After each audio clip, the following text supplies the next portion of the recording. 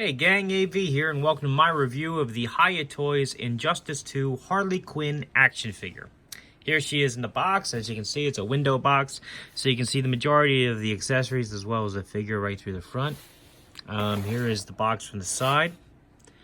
Here's the box from the back. If you wish to read that, feel free to pause the video and do so now. Here it is from the other side. There it is from the top. There it is from the bottom. And let's get her out. So basically, I bought this secondhand. Only inspected the figure a little bit prior to the video, so this is more or less going to be my my initial reaction to the figure, because I haven't really messed with it much. Here is the same background card that comes with all the other Hiya Toys Injustice 2 figures. It's basically the Daily Planet, globe, in somewhat disarray. There's nothing on the back of that card. Figure itself comes in a two-part tray, so to gain access to her and the accessories, you just got to take the top part off, which is a little easier said than done sometimes. Looks like I knocked her pistol loose in the tray. Where did it go? Huh, where did it go?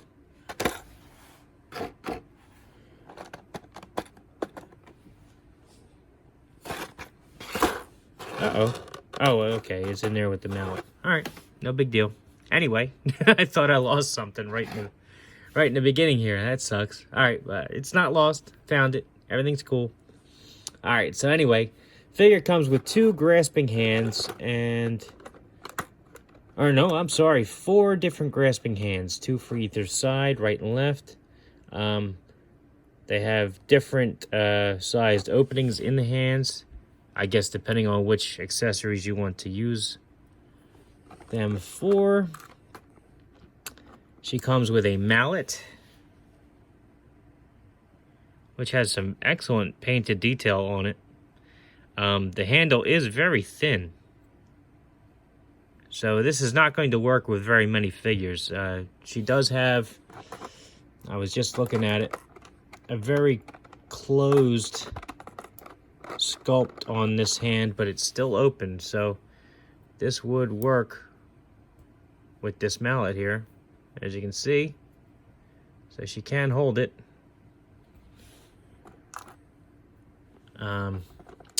She also has this, which appears to be a knife.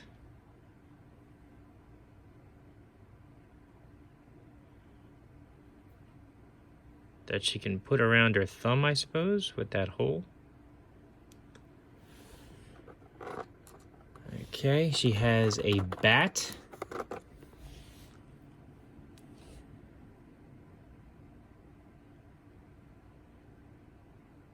Which has something carved in the side there. Just like the diamond pattern that she's well known for. Also has some painted detail there on the handle. And the bottom of the bat. She comes with 2 pistols. These appear to be identical. There we are. And just like all of our other accessories, oop, just dropped it.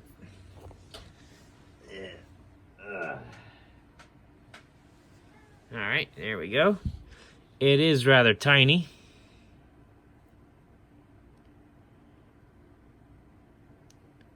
But very cool.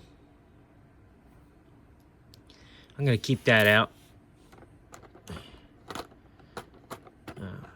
Let's look at the base first. As usual, all the Injustice 2 figures come with the same standard base. It has a single foot peg there, and it has these notches on all 4 sides to allow you to use these clips, H-shaped clips that the figures come with. Put them in those notches, then you can combine bases to form a floor or a diorama, a very uniformed looking floor for your figures to be displayed on. Very big fan of that idea. And now we can look at the figure itself. Okay, here she is. It's a very nice sculpted, painted detail on that. Really like the face sculpt on her. This jacket is a separate piece. I suppose you could remove it, but it doesn't look like you're supposed to.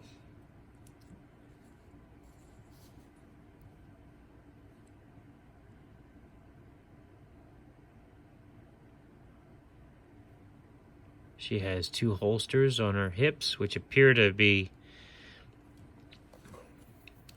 functional, which is nice. Yep, you can fit her gun right in there.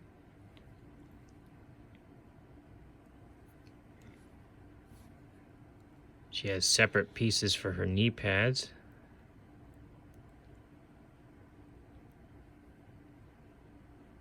Very cool. Very cool.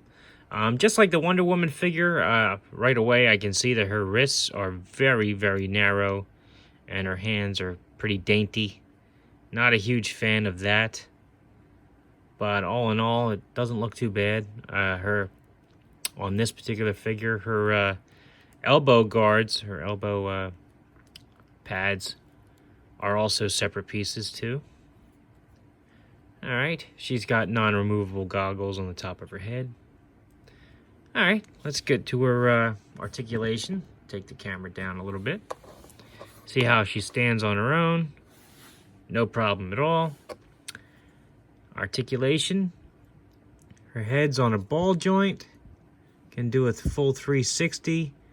Look down a little bit and up, not really. Jacket's very rubbery, so I don't think that's going to hinder her articulation at all. She can put her arm up about that far. Rotate 360. Elbow bends about 90 degrees. Also rotates. The elbow pads get in the way a little bit, but not noticeably too much. Wrist articulation, it's just a ball joint. Full 360. There's no bend there, but you can pop the hands off easy and pop them back on to swap hands out depending on what accessory you want her to be carrying. It appears as though she's got her gun holding hands on right now. She's got a decent ab crunch. Goes back a good amount. Goes down a little bit too. It's not too bad. She doesn't have the same problem as that Wonder Woman figure. That's a good thing. Her hips are... The articulation is there, but they are massively... They're very stiff on mine. I do not want to force it because I don't want to break the figure. I may have to heat it up to really see how much I can get out of there.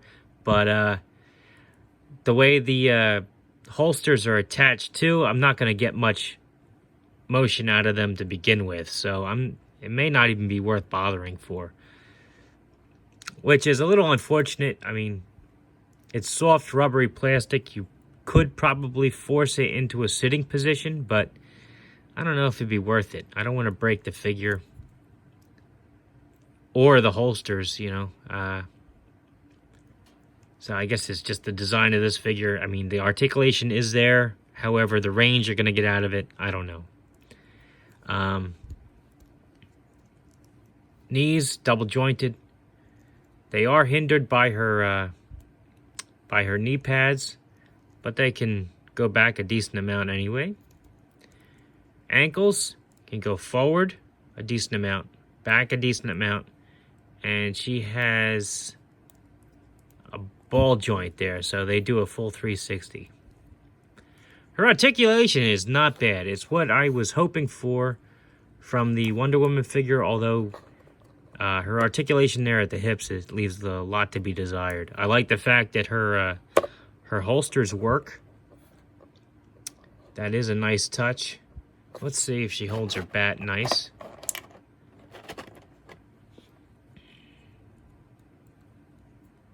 It's a little loose in that hand.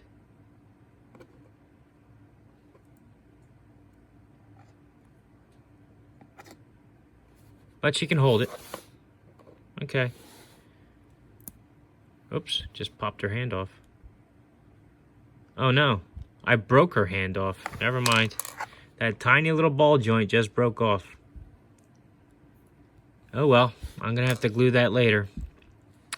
You do have to be careful with these figures. They are a little bit on the brittle side. The sculpting and the paint is really nice on them, but you do have to be careful. As you just saw, I just broke her wrist. Very tiny ball joints in the hands, so you do have to be careful. If something does give you an issue, you don't want to force it, because you are going to break the figure, unfortunately. Let's do a size comparison. Here she is next to a regular 4-inch modern G.I. Joe figure. As you can see, she scales very nicely with him. Here she is next to a 3 3/4-inch vintage G.I. Joe figure. As you can see, she scales pretty nicely with him too. She fits in with both size scales, which is nice. Man, I am bummed out that I broke her hand though. That stinks. Anyway, them's the breaks, as they say. It's a risk you gotta take with these figures, unfortunately. But would I recommend this figure? Yes. I mean, it is an adult collectible. It's not going to stand up to vigorous play, but as an adult, you're just posing the figure. As you can see, though, I broke it just trying to pose it. So, take that under advisement. I know that the company itself is usually pretty good about replacing parts. However, since I bought this secondhand, I'm not sure how accommodating they're going to be, because I don't have a bill of sale through them. So I don't know. We'll see. Or maybe I'll just glue it back on and not try. We'll see. Anyway, this has been AV. If you like this video, I'm rambling in this video, and I apologize for that. Not sure why. I'm a little distracted today. But anyway, if you like this video, check out my channel. If you like what you see there, then please subscribe. As always, thanks for watching.